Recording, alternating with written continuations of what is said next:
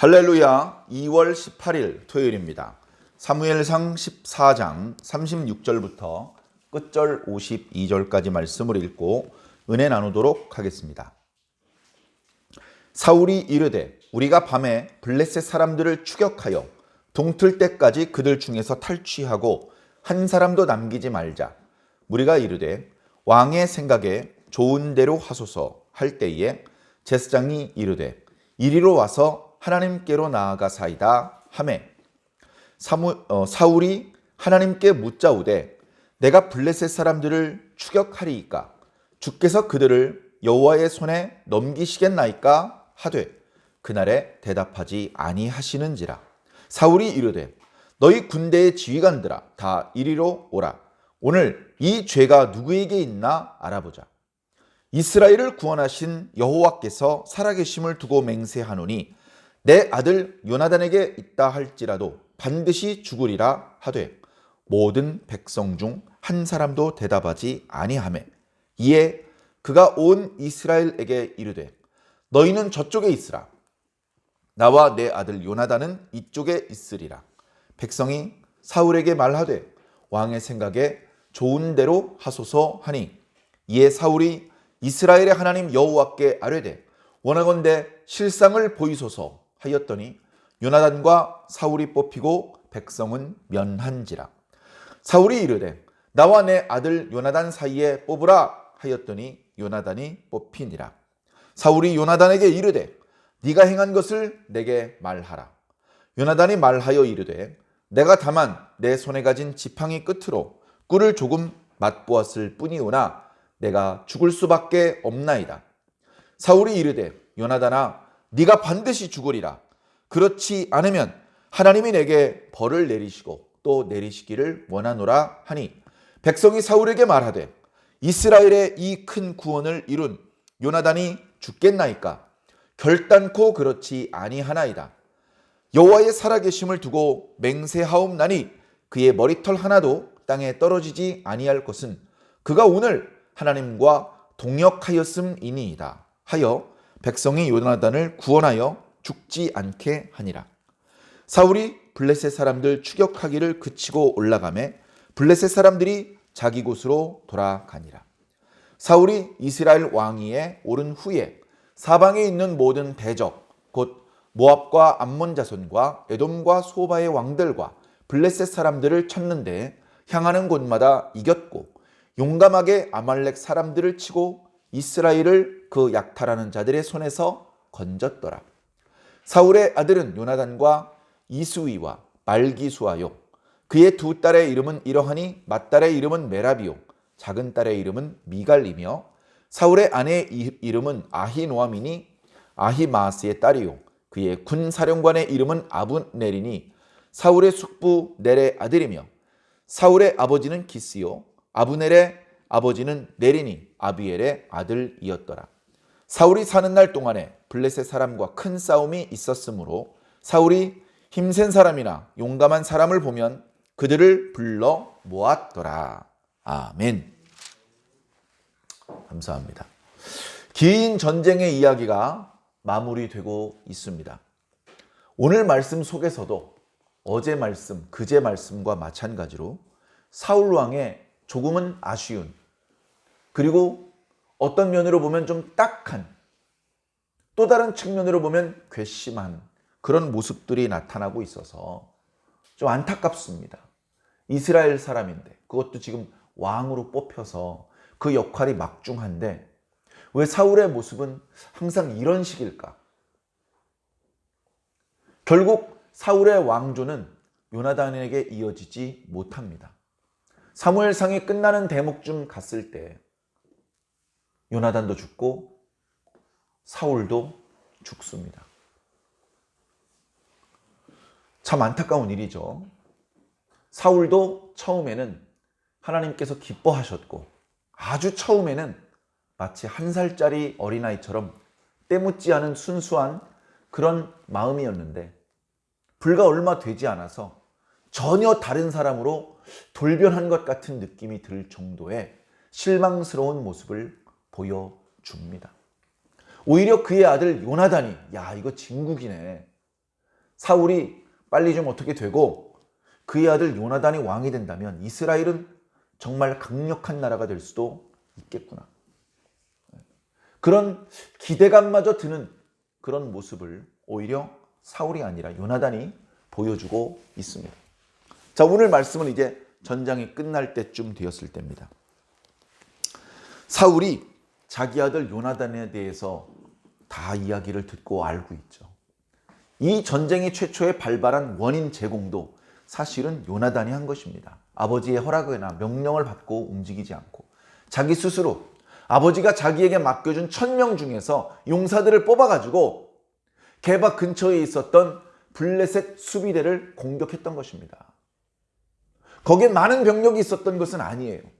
그런데 그것을 공격하고 거기에 있는 블레셋 사람들을 쫓아내자 그 사람들이 본국으로 돌아가서 이스라엘 놈들이 건방지게 우리 수비대를 공격했습니다. 이런 건방진 놈들, 이번에 한번 본때를 보여줘야 되겠군. 군대를 소집해라 해서 상당히 큰 규모의 군대를 소집해서 이스라엘을 공격해 들어오게 된 것입니다. 그러니까 사울 왕 입장에서 요나단이 섣불리 블레셋 사람들을 공격한 이야기도 들었고, 블레셋이 이제 전면전을 치르기 위해서 대군을 모집하고 진군해 오고 있다는 소식도 들은 것이죠. 지금 상황이 아들 불러다가 야단칠 수 있는 한가로운 상황이 아니기 때문에 사울은 급히 전국에 동원령을 발동했습니다. 전국에서 블레셋과 싸우기 위해서 용사들이 모여라. 여러 차례 말씀드렸지만 암몬 사람 나하스가 요단강 동쪽에 있는 이스라엘 사람들을 괴롭혔을 때 그때 요단강 서쪽에서만 33만 명이 모였습니다. 지금은 너무나 조금 모였어요. 너무나 조금 모인 데다가 이렇게 모집해가지고 이렇게 집결하는 곳으로 가면서 이렇게 보니까 블레셋 사람들의 숫자가 개미떼처럼 많은 거예요. 그걸 본 사람이 깜짝 놀랐습니다. 거기다가 그 사람이 덜컥 겁을 집어먹고 주변 사람들한테 그 소식을 옮길 때는 그 두려움이 더해져서 부풀려져서 가짜뉴스처럼 사방에 퍼질 때는 수많은 이스라엘 사람들이 두려움에 휩싸일 수밖에 없었죠. 그래, 전투에 임하기 위해서 나름대로 용기를 내서 생업을 뒤로하고 집결을 했다가 도망갑니다. 숨습니다. 심하게는 요단강을 넘어서 요단강 동쪽으로 탈령하는 그런 사람들도 발생했습니다. 그걸 사울이 모를 리가 없잖아요. 이 자식들 도망가네. 또 도망가네. 그러나 전투를 개시하기에 앞서서 사무엘 선지자가 도착을 하고 하나님께 먼저 제사를 드린 이후에 전투를 개시할 수 있기 때문에 사울 왕은 기다렸습니다. 사무엘 선지자가 오기로 한 날짜가 다 되었으니 조금만 참자. 사무엘 선지자가 오기로 한 날짜가 되었습니다. 안 오시네. 백성들은 점점 더 많이 도망갑니다.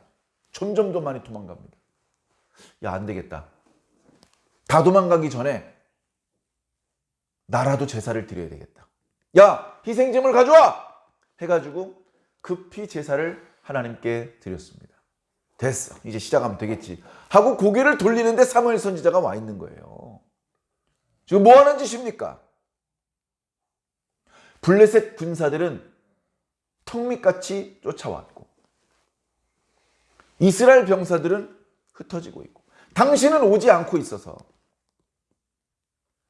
나라도 빨리 제사를 드리고 전투를 개시해야 될 것 같아서 제사를 드렸습니다. 이것은 하나님의 명령을 거역한 망령된 행동이었습니다. 이 행동 때문에 당신의 나라는 길지 못할 것입니다. 하나님께서는 당신 말고 다른 사람을, 당신 마음에 합한 사람을 선택하셔서 이스라엘의 지도자를 세우실 것입니다. 그걸 말하고 가버렸어요. 사울 왕 입장이 상당히 곤란합니다. 옆에 보는 사람도 있었는데 사무엘 선지자한테 저주를 들었어요. 거기다 전투를 앞두고 있는데 선지자가 위로해주고 축복해주고 격려해줘야 되는데 야단치고 씩씩거리면서 가버렸습니다. 그러나 전투가 임할 때 블레셋 사람들이 사무엘 선지자와 좀 불편한 일이 있었다면서요.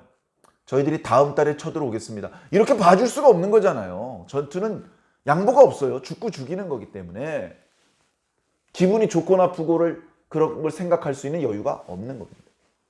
급하게 흩어지지 않은 백성들을 세어보았더니 600명 남았습니다. 블레셋은 병거만 3만 승, 기병대만 6천, 그리고 보병은 바다의 모래처럼 많았다. 600명 가지고 싸워야 됩니다. 그뿐이 아닙니다.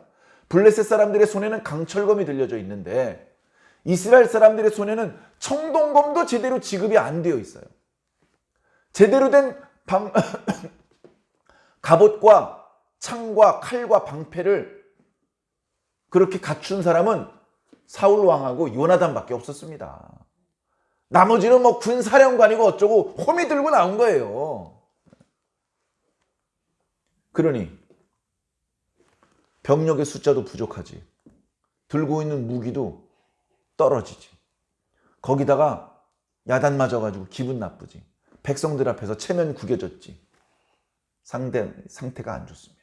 원래 블레셋이 쳐들어온다면 유리한 길목에 있다가 그들을 기습하려고 생각을 했는데 사무엘 선지자를 기다리며 제사 드리는 과정에서 그 타이밍을 놓쳤습니다. 사울왕이 길목을 지키려는 곳까지 벌써 블레셋 군대가 무혈 입성해 버렸습니다. 그래가지고 분리하니까 부대를 둘로 나누었었는데 얼른 그 600명을 데리고서 요나단이 있는 곳으로 갔습니다. 근데 그때 요나단이 또다시 돌발 행동을 하는 거예요. 아버지한테 얘기하지 않고 자기의 무기를 맡은 소년하고 둘이 탈령을 합니다. 야, 우리 저 건너편에 가서 블레셋 사람들 쳐 죽이자. 그리고 탈령을 합니다. 그래가지고 이 가슴이 뜨거운 하나님을 향한 믿음과 열정으로 똘똘 뭉친 요나단이 자기 무기를 맡은 소년을 이렇게 설득시킵니다. 내 말 잘 들어.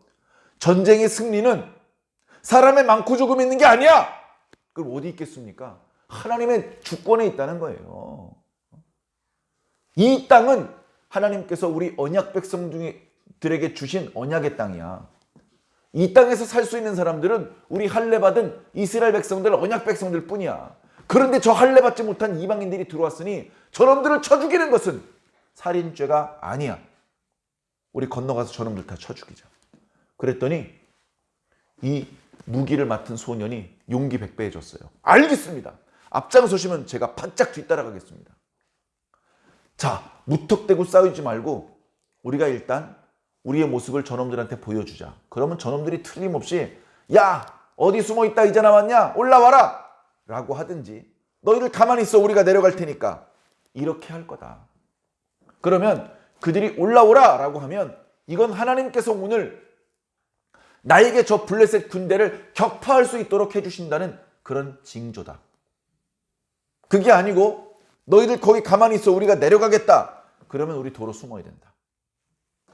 일을 저지르기 전에 그렇게 블레셋 사람들의 반응을 두고 하나님의 뜻을 살펴보기로 한 것이죠.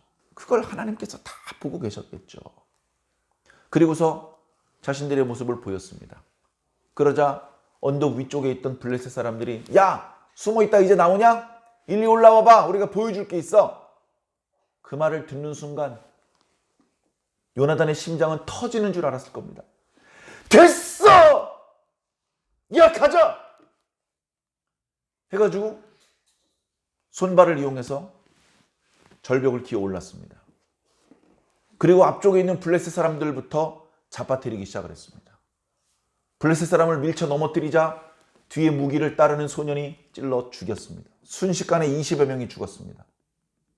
뒤쪽에서 블레셋 사람들이 어허, 2명이 온 것이 아니라 매복해 있던 이스라엘 군대가 기습을 한 모양이다. 뿐만 아니라 블레셋 군대 속에는 이스라엘 사람들의 첩자들이 많이 숨어 있대더라. 뭐 그런 말이 돌았는지 서로 찔러 죽입니다. 블레셋이 요나단이 찔러 죽인 블레셋 군사보다 블레셋 사람들이 서로를 찔러 죽인 숫자가 더 많아졌습니다. 튼튼해 보이던 블레셋 진영이 흐트러지기 시작을 했습니다.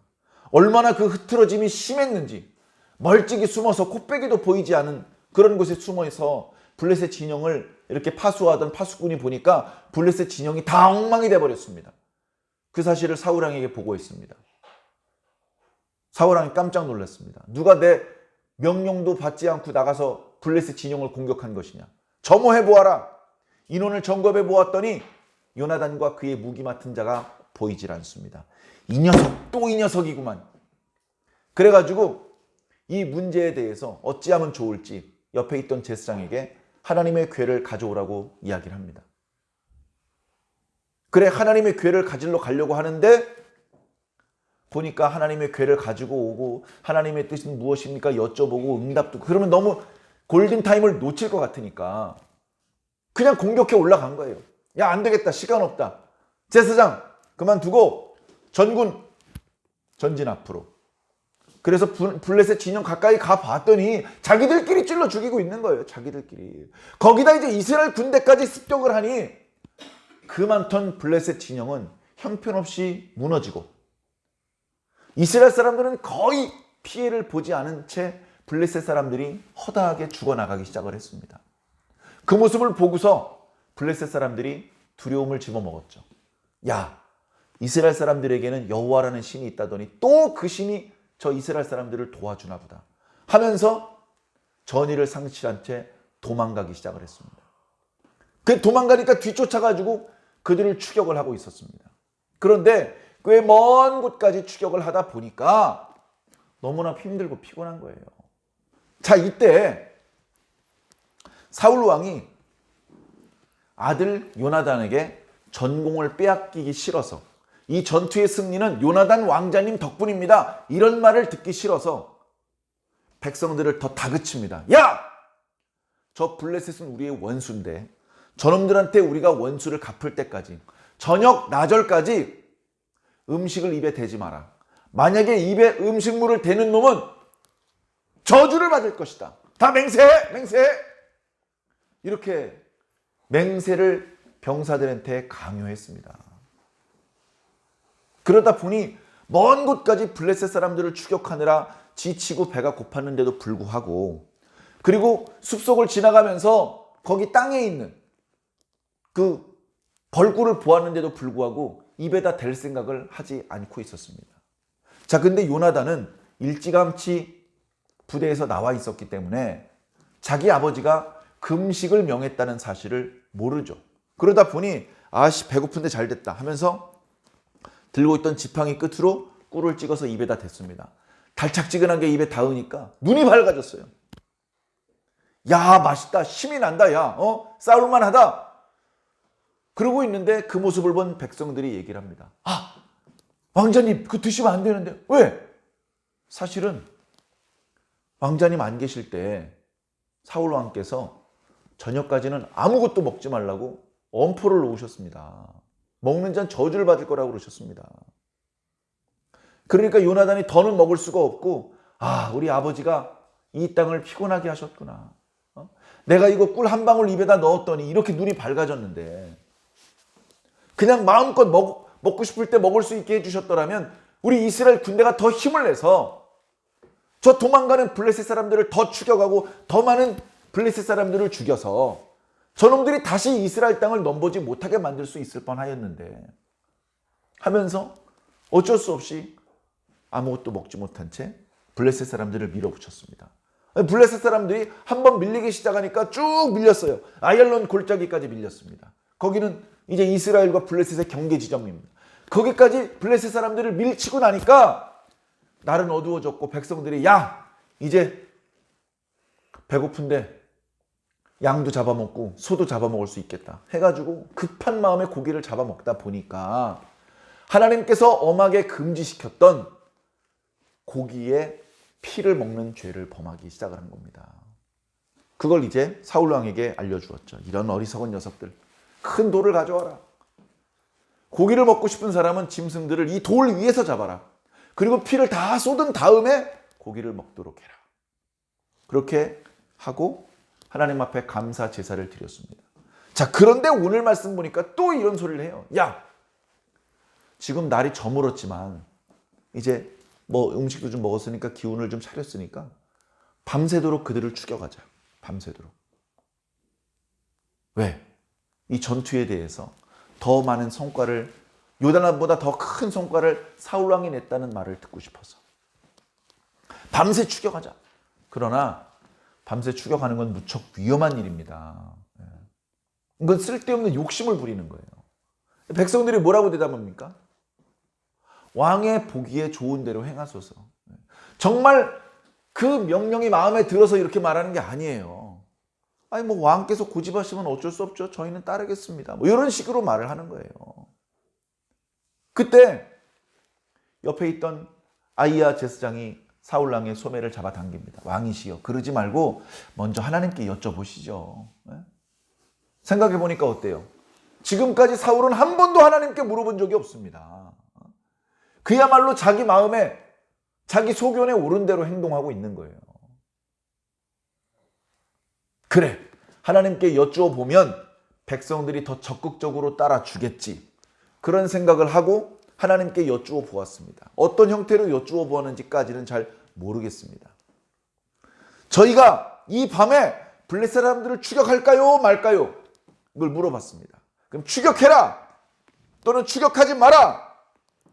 이런 답이 좀 나와야 되잖아요. 그죠? 추격해라! 그러면 사울은 거봐 이 자식들아, 내가 가라고 할 때 갔었어야지 하면서 어깨에 힘 좀 들어가는 겁니다. 추격하지 마라! 그러면 원래 전투를 하려면 추격해야 되지만 우리가 하나님의 말씀에 순종하는 마음으로 전투를 여기서 끝내겠다. 이렇게 왕의 위엄을 보이고 끝낼 수 있는 것이죠. 근데 가장 나쁜 게 뭡니까? 답이 없는 거예요. 답이 없는 것은요, 가로막는 것보다 더 나쁜 겁니다. 하나님께서 답이 없어요. 잘 생각해 보시기 바랍니다. 답이 없는 것은요, 그냥 답이 없는 게 아니에요. 하나님의 의사를 무응답으로 응답하신 거예요. 이 무응답은 네가 지금 출전한 것 자체가 잘못이야. 네가 지금 전쟁을 일으킨 것 자체가 하나님의 뜻이 아니었어. 지금 이 밤에 추격을 하냐 마냐가 문제가 아니고 이 전투 자체를 하나님께서 원하는 게 아니었다고, 이런 의미로 백성들에게 받아들여질 수도 있는 거였습니다. 하나님께서 응답을 하시지 않자 사울 왕이 승질이 나기 시작을 했습니다. 이대로 전쟁이 끝나면 모든 전투의 승리의 공로는 요나단의 것이에요. 그러니까 군대 지휘관들을 소집을 합니다. 야, 하나님께서 응답을 안 하신다. 우리 가운데 죄가 있기 때문이다. 도대체 어떤 놈의 죄 때문인지 조사해라. 만약에 그 죄인이 요나단이라고 할지라도 죽일 것이다. 그러니까 사울의 마음속에는 요나단을 미워하는 마음이 벌써 있는 거예요. 자, 그런 상황에 백성들이요, 대답을 안 합니다. 조금 전에는 하나님이 대답을 안 하시더니요, 지금 왕의 생각에 좋을 대로 하시옵소서 하시던 그런 백성들이 지금은 한마디로 대답을 안 해요. 사울이 밀어붙입니다. 제비를 뽑자 하면서 이제 이 모습을 보면요, 전에 사울이 이스라엘의 왕으로 세워질 때랑 전혀 달라요. 그때는 지파별로, 가족별로 뭐 이렇게 했잖아요. 지금은 어떻게 합니까? 사울과 요나단은 이쪽에 서고 나머지 백성은 저쪽에 서요. 저쪽에 죄가 있는지 이쪽에 죄가 있는지 제비를 뽑겠다는 거예요. 백성들이 왕의 생각에 좋을 대로 하십시오. 그랬더니 어떻게 됩니까? 사울과 요나단 편에 뽑혔어요. 죄가 저쪽 백성에 있는 게 아니고요, 사울 아니면 요나단에게 죄가 있다는 겁니다. 그러니까 사울이 이제 요나단하고 마주보면서 제비를 뽑았습니다. 요나단이 뽑혔어요. 요나단이 뽑혔다는 얘기는 요나단을 죽여야 된다는 뜻입니다. 요나단을 죽여야 돼요. 다음번 왕이 계승자를 죽여야 되는 거예요. 왜 죽입니까? 아빠가 미워하니까, 질투하니까.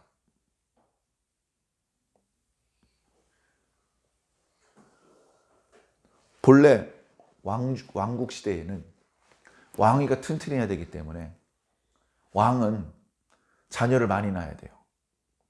그 자녀들 중에서 보통은 적장자를, 그러나 예외적인 경우에 왕자들 중에 가장 훌륭한 사람들을 세자로 책봉합니다. 세자는 왕이 아닙니다. 실권은 없어요. 그러나 만약에 왕이 유사시 질병이나 전투 중에 전사하거나 이렇게 문제가 생기면 세자가 권력 다툼의 과정을 거치지 않고 자동으로 왕으로 즉위하는 것이, 그런 방법으로 왕조를 튼튼하게 하는 것이 세자를 책봉하는 제도입니다. 지금 요나단이 세자란 말이에요. 말하자면. 근데 왕이 자기 세자를 죽이는 거예요.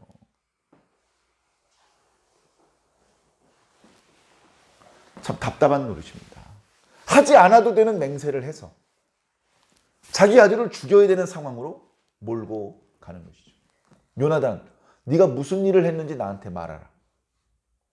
저는 그저 지팡이 끝에 꿀을 찍어서 먹었을 뿐입니다. 그러나 할 수 없이 제가 죽어야 된다면 죽겠습니다. 사울이 뭐라 그럽니까? 네가 오늘 반드시 죽을 것이다. 내가 너를 죽이지 않으면 하나님께서 나에게 벌을 내리시고 또 내리시기를 왜 이렇게 말을, 쓸데없는 말을 하냐고요. 왜? 안 해도 되는 말이잖아요, 이거. 이 말을 해도 되는지 안 되는지 하나님께 물어보지도 않고 자기 기분에 꼴리는 대로 하지 않아도 되는 쓸데없는 말을 너무 많이 하고 있는 겁니다. 자, 이랬더니요, 45절에 백성들이 들고 일어납니다. 조금 전까지는 왕께서 원하시는 대로 하시죠. 예, 왕께서 원하시는 대로 하시면 되겠습니다. 그랬던 백성들이 일치단결해서 요나단 편을 듭니다. 왕이시여, 그게 무슨 말씀이십니까? 요나단은 절대 죽지 않습니다. 머리털 하나도 빠지지 않습니다. 오늘 이 이스라엘을 구원한 게 바로 저 요나단인데 요나단을 어떻게 죽일 수 있단 말입니까? 요나단은 오늘 하나님과 동역한 사람입니다. 그렇게 모든 백성들이 요나단 편을 들어줬어요. 야, 사울 편은 한 명도 없습니다. 사무엘도 사울 편이 아니죠. 하나님도 사울 편이 아니죠. 백성들도 사울 편이 아닙니다. 사울이 이렇게 말했을 것 같아요. 왜 나만 갖고 그래? 요즘 우리들이 쓰는 표현대로. 그런데 아무 잘못이 없는 사람을 왕따로 만들려는 것이 아니고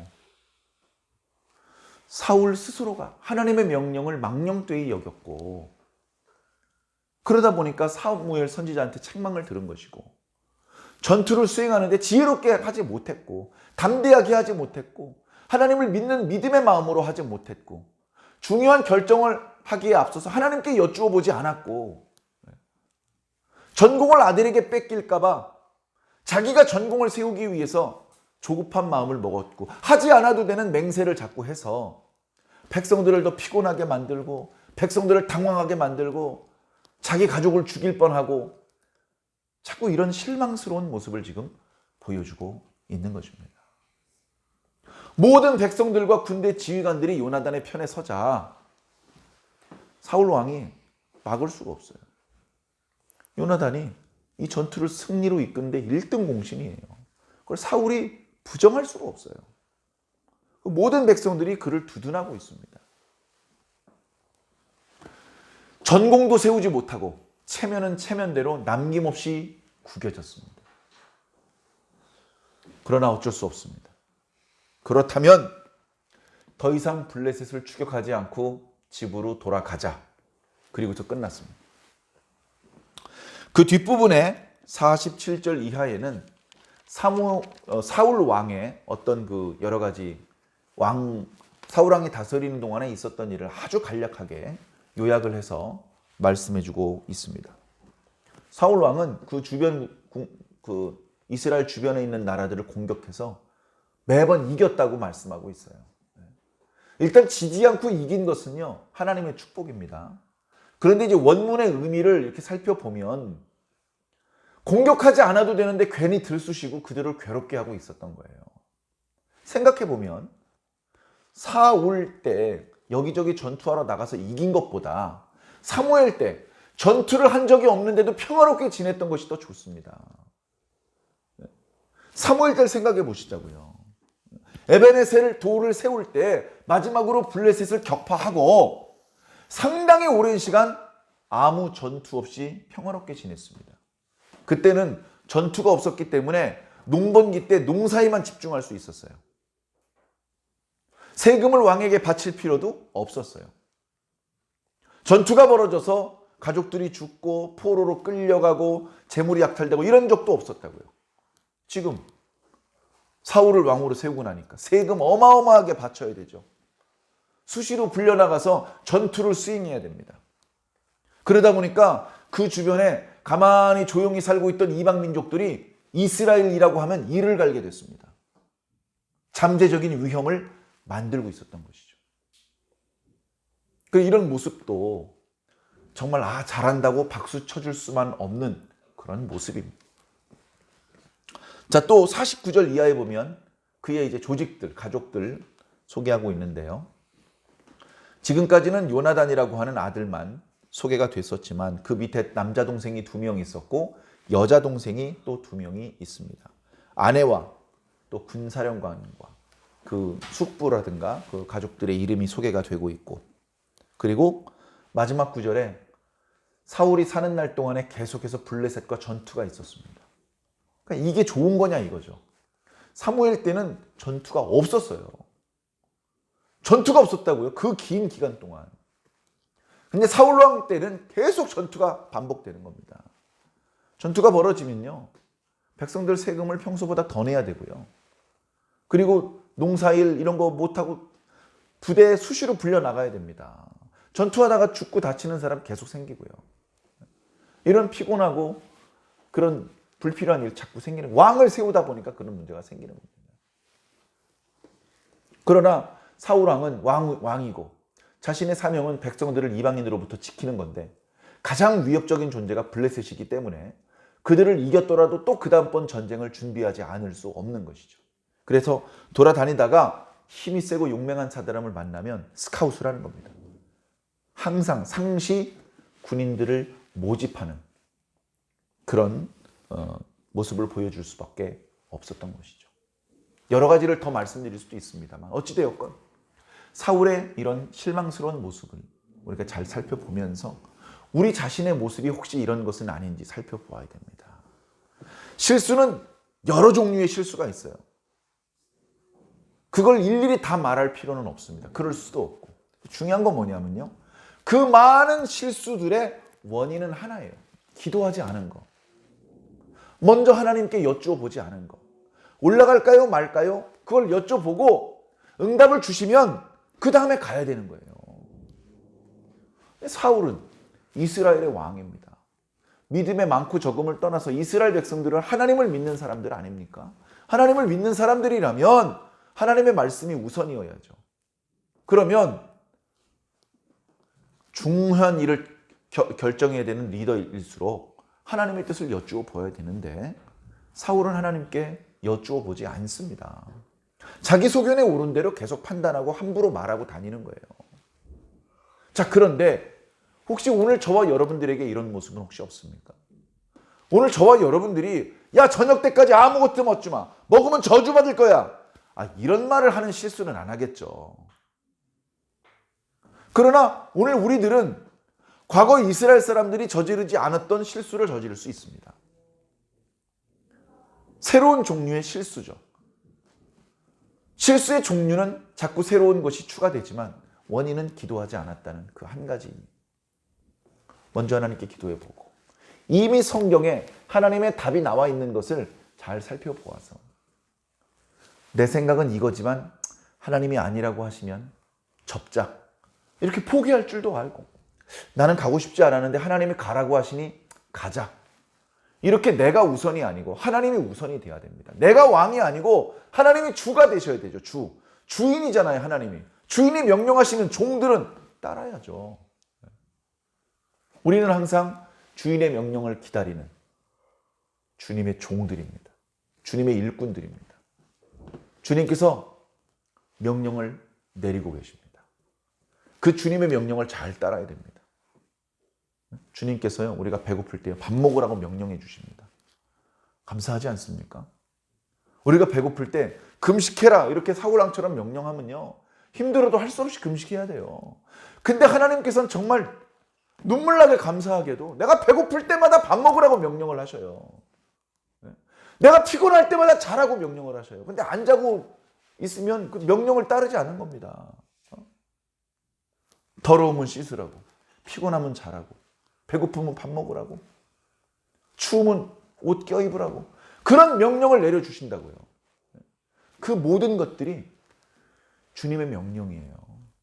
흔히 하는 말로 잠자는 것도 주의 일, 몸이 아파서 병원 가는 것도 주의 일, 약국에서 탄 약을 제 시간에 맞춰 먹는 것도 주의 일입니다. 주의 일에 소홀할 수 있습니까? 주님 명령인데. 뭐든지 주님께 먼저 기도하고 주님의 명령을 따라가야 되는 거예요. 왜? 우린 종이니까. 종이니까. 주인이 자라고 안 하면 못 자는 겁니다. 주인이 밥 먹으라고 안 하면 밥 못 먹어요. 우린 철저히 주님의 명령을 기다려야 됩니다. 똑똑한 강아지. 사료 그릇에 사료를 담아줘. 그러면요, 그거 먹고 싶어가지고 배가 고파가지고요, 입에서 침이 줄줄 흐르는데도 사료를 안 먹습니다. 왜? 주인이 먹으라고 안 했으니까. 기다려 하니까. 정말로 기다리는 겁니다. 입에서 침이 뚝뚝 떨어지는데도. 그러다 먹어 하면 달려들어서 먹는 거예요. 우리가 그런 미물보다도 못해서야 되겠습니까? 누가 주인인지도 못 알아보고 주인의 음성을 듣지도 못하고 들렸는데 따르지 않는다면 세상에 그런 똥개가 어디 있습니까? 우리가 하나님의 군사고 하나님의 일꾼이라면서 그런 수준이면 여러분 어때요? 곤란하지 않겠습니까? 지금까지 다소간의 실수가 있었더라도 이제부터라도 정신을 바짝 차리고 주님의 일꾼다운 일꾼이 한번 되어보시기 바랍니다. 오늘 하루 더 좋은 주님의 일꾼의 모습을 주님께 보여드리는 그런 유익한 날이 되시기를 예수님 이름으로 간절히 축원합니다. 아멘.